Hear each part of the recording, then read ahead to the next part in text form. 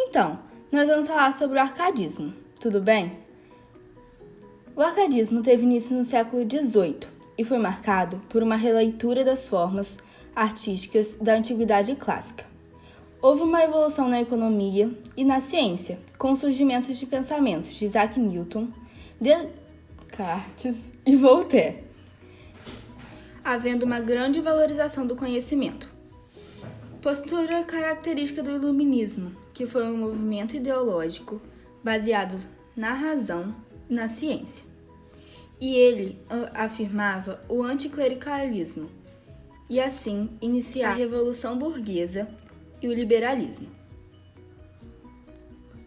Em Portugal, a Arcádia Lusitana foi o resgate das obras renascentistas. A poesia pastoral teve alguns traços da poesia clássica, e os que são presentes são locus amoenos, que significa lugar ameno, e ela é descrita em um ambiente tranquilo.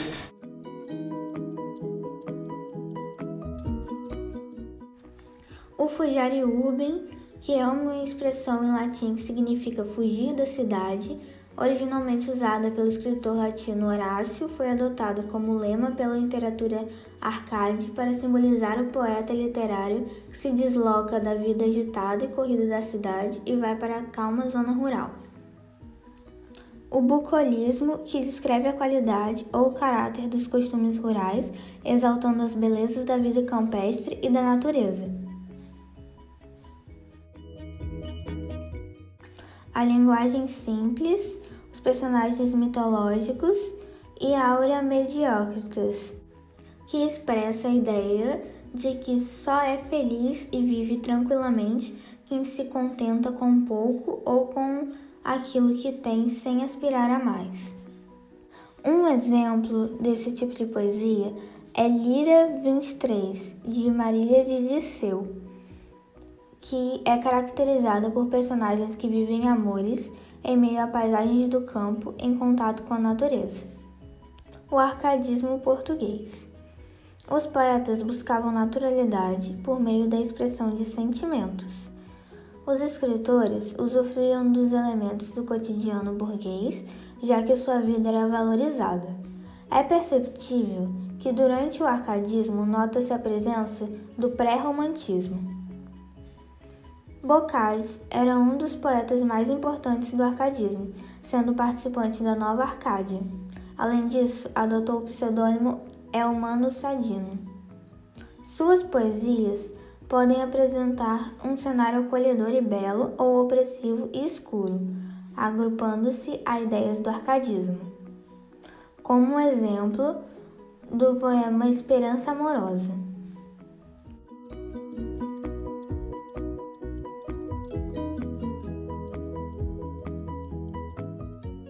Arcadismo no Brasil. Teve início com uma publicação das obras de Cláudio Manuel da Costa, em 1768. Nessa época, o Brasil vivia uma situação social, política e econômica singular. Houve o surgimento de uma sociedade mais complexa no Brasil colônia, por consequência da exploração intensa de ouro. Como todos os poetas que existiam no Brasil estudaram em Portugal, assim, o arcadismo português foi transportado para o Brasil. Cláudio Manuel da Costa, por meio de seus poemas, revela a mistura do cenário brasileiro com a concepção trazida de Portugal, ficando claras as tendências de adoções de convenções neoclássicas europeias e tímida inserção de traços brasileiros nas obras. A literatura brasileira começa assim a tomar contornos de um sistema literário. Cláudio Manuel da Costa usava o pseudônimo de Glauceste Saturno. Estudou em Portugal e teve que retornar ao Brasil para administrar os bens que herdara e atuar como advogado. Foi encontrado morto na Casa de Contos após ter sido acusado de participar da Inconfidência Mineira. Revela em suas obras a transição entre o barroco e o arcadismo, além de usar muitas metáforas, hiperbato e comparação. Procura seguir o estilo neoclássico, mas demarcado pelo rebuscamento barroco, como exemplo do poema 26,